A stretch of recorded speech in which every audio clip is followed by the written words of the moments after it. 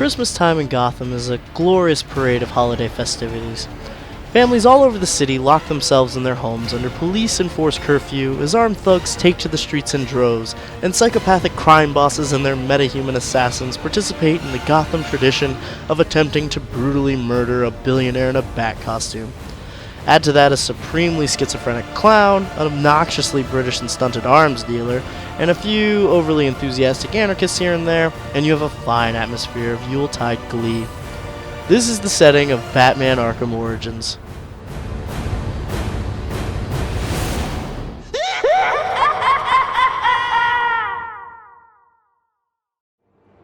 Batman Arkham Origins marks the third entry in the Batman Arkham series started by British developer Rocksteady. However, this is the first game in the series not to be developed by Rocksteady, having passed the reins to freshman studio WB Games Montreal. Many people were skeptical when the studio change was first announced, but opted to remain open for the sake of the series' widely acclaimed pedigree. Now that Arkham Origins is out, however, it seems some of those early concerns may have been justified. Let me be clear. Batman Arkham Origins is not, in and of itself, a terrible game. I enjoyed many things about my playthrough and initially walked away with a positive view of the finished product.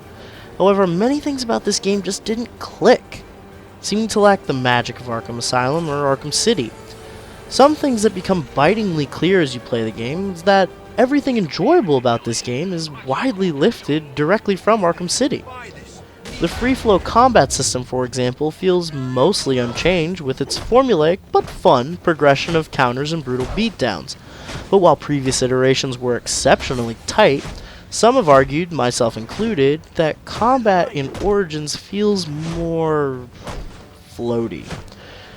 Countering especially seems to get a bit wonky whenever Batman is forced to fight more than 10 or so enemies at a time, with seemingly incongruent opportunities given for successful counters. This issue becomes more apparent due to Origins' decidedly more punchy tones, seeming to eschew some of the game's focus on stealth and tactics for more and more open applications of force. Yet for all the punching and kicking, the game's new pseudo-skill tree seems to have done away with many upgrades that give Batman's bat punches any more bat power. Whether or not there is actually more open combat in this game compared to previous installments is unclear, but Arkham Origins is left feeling like it belabors combat, an aspect widely celebrated in the last two Arkham games, with a less noticeable increase in Batman's power or skills as the game progresses. And other features from the last Batman games have made even less gracious transitions over this time around. Fighting big brutes like Bane still require a deft touch, but sometimes it feels like the game is duct tape oven mitts to your hands. Previous games have had the perennial fight a big dude while also fighting a bunch of smaller dudes too fights, but handled them in such a way where the bat was empowered to turn a disadvantage into an advantage, such as stunning the bigger enemies and using him to take out the encroaching mob of smaller enemies. Not so this time around. Smaller dudes mob you while larger brutes like Bane steamroll you with impunity.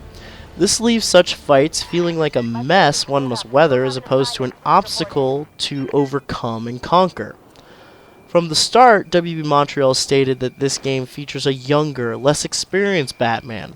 But did they have to take away those quintessential moments that kept us focused on why Batman is the goddamn Batman?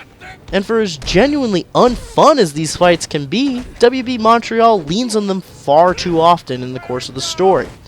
Bane's a cool villain, but there's only so many times I can give a bat's ass about beating him up. This sense of cognitive dissonance also seems to permeate many of the game's side quest lines. No Batman game, it seems, is complete without at least one romp through some villain's chemically induced platforming hellscape, and WB Montreal really got their mileage out of the old go here and destroy this crate quests. But the most perplexing offender is Origin's version of Riddler trophies. Being an origin story, Batman doesn't know Riddler from Black Adam, so he's semi-ironically referred to as Enigma this time around.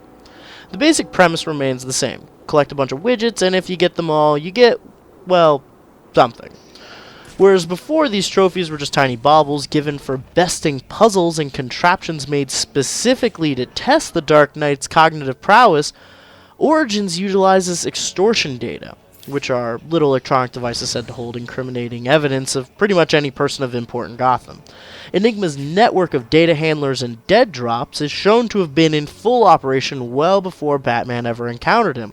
So why then do Enigma's data handlers drop their stolen extortion data in puzzling booby traps, just like the ones from the last two games? Maybe Riddler really is that crazy, but it comes off as lazy repurposing of successful elements from previous games without any real insight into why those elements were successful to begin with. It seems, on the whole, this game doesn't quite get the Batman. Everything feels just a little off. We're told we're in Gotham about 2 years after Bruce Wayne takes up the cape and cowl, but why is the city so desolate? In Arkham City, you were in a part of Gotham that was walled off to serve as an open-air prison, so a bunch of gangbangers with automatic weapons occupying every vertical surface made a bit more sense. Here, not so much. We're just politely reminded that all law-abiding citizens are remaining quietly indoors as per Gotham's citywide curfew, and asked to just carry on and not worry about it. This is a real shame, as it turns Origin's active crime system into a joke. Every single act of crime is just beating up a bunch of thugs, which you already get a lot of anyway. This highlights the tenuous line a concept like Batman toes. He isn't just a vigilante who beats up bad guys. He's a protector of the innocent. Without innocence to protect, the Batman has no reason to exist. Yet not a single person in this game you encounter isn't in some way some kind of supervillain, thug, or police officer, most of whom are also thugs. Why couldn't we have those moments where one of the few good denizens of Gotham are threatened by the evil which festers beneath the city, only to be saved by the Dark Knight, thereby fostering that small but fierce sense of hope that lies at the heart of the Batman mythos?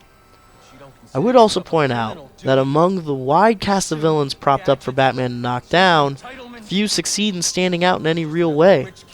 I do applaud WB Montreal for trying to dig deeper into Batman's rogues gallery, truly. But the only new villain this time around with any entertaining encounter is Firefly, and even his boss battle feels as though it belonged in a Spider-Man game, featuring Spider-Man fighting Green Goblin. As far as Batman goes, this isn't even the right universe, let alone ballpark. It's also worth mentioning that many players, especially those on Xbox 360 version, have complained of several extensive technical glitches, some so bad as to impede progress of the game. One particularly glaring issue involves Batman getting trapped in a room because the game won't let the player grapple up to an open air vent that serves as the room's only exit. There have also been wide complaints of severe resolution issues with all the game's pre-rendered cutscenes, particularly on the PC version. But let me talk about some things I like about the game. While the conceit of Batman versus a bunch of assassins is pretty cool, that quickly gives way to a more traditional Batman versus a single primary adversary. While nothing particularly new, it is still quite entertaining. The story also features more exploration of the pathos of Batman, punctuated by Batman's interactions with his ever-faithful butler/father figure, Alfred Pennyworth. The dialogue, while not always completely top flight, is enacted by a very competent cast of voice actors.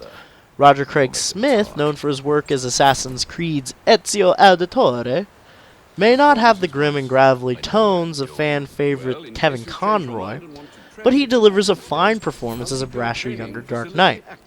And industry darling Troy Baker truly delivers on the nearly impossible task of replacing Mark Hamill as the voice of the Joker.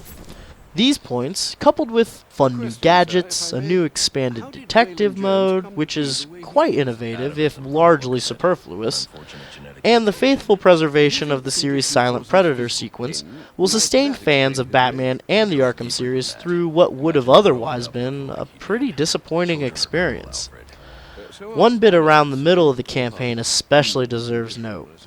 Without spoiling what happens, I will say the writers do a good job of guiding us through the philosophical conflicts between Batman and the Joker, while Troy Baker delivers an evil monologue worthy of a lifetime membership in the Legion of Doom. All in all, Batman Arkham Origins is not a bad game. It is, however, a poor utilization of an opportunity to drive an already successful series forward. Arkham Origins does succeed in delivering on the Batman experience at times, but those instances end up being a little too few and far between. I don't want to be unduly harsh on developer WB Games Montreal, but it is a great shame to see a beloved series have such a stagnated entry within its first 3 games. It should be noted, however, that since it opened its doors in 2010, Arkham Origins is the first game to come out of this new team, so here's to hoping that either A, WB Montreal gets its footing and continues to improve, or B, Rocksteady returns for any planned future Arkham games. I can't say I didn't have fun with Batman Arkham Origins, but I also can't say it's my first or even second favorite game in the Arkham series. This just seems to be a case of, if it ain't broke, break it a little, and then don't fix it.